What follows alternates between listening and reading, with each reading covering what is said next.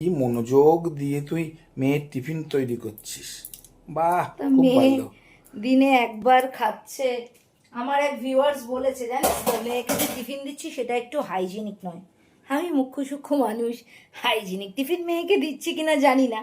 তো দেখ, আজকে ভাড়ালি বটি করেছি। ভাড়ালি বটি দিয়ে প্রথমে খানিকটা ভাত মেখে দেবো। বলি, তিনি স্বনামধন্য, এখন লস অ্যাঞ্জেলেসে থাকেন, আগে এখানেই থাকতেন, সাউথে থাকতেন। তো যাই হোক, ভারতবর্ষের প্রচুর নামকরা সেলিব্রিটি তার ডায়েট চার্ট নিয়ে উপকৃত। বাই দ্য ওয়ে, আজ থেকে প্রায় 13 বছর আগে, যখন আমার 78 কেজি 500 গ্রাম ওজন ছিল, ওনার ডায়েট মেনটেন করেই আমি কিন্তু উইদিন 9 মান্থস 56 কেজিতে গিয়েছিলাম। এখানে এসে প্রচুর খাওয়া দাওয়া চর্বচস্য লেজ্জ পেয় করে আমি বেড়েছি, আর বারে বারে কমার চেষ্টা করি, আবার বেড়ে যাই। সেখানে দাঁড়িয়ে আমার মেয়ের ডায়েট হাইজেনিক না আমি জানি না, কিন্তু তিনি ডায়েটের ডাক্তারই বলবো।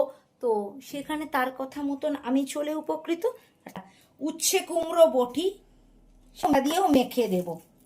কেন, আমার খুব মনটা খারাপ জানিস। আর র্যান্ডাম ইউজার হঠাৎ করে আমার সঙ্গে আড়ি করে দিয়েছে, আমি খুব কষ্ট পেয়েছি। আমার কোন কথাই যে ওর খারাপ লাগলো আর ও যে আমার সঙ্গে আড়ি করে দিল, আমি না বুঝতে পারিনি। এখন তো মেয়েকে রোজই ভাতই দিচ্ছি 19-20 করে। মেয়ে রোজ একটু নুন দিয়ে দিলাম, জানিস তো, শুধু ডিম সিদ্ধ খাওয়া যায় না, বিট নুনটা খুঁজেই পাচ্ছি না।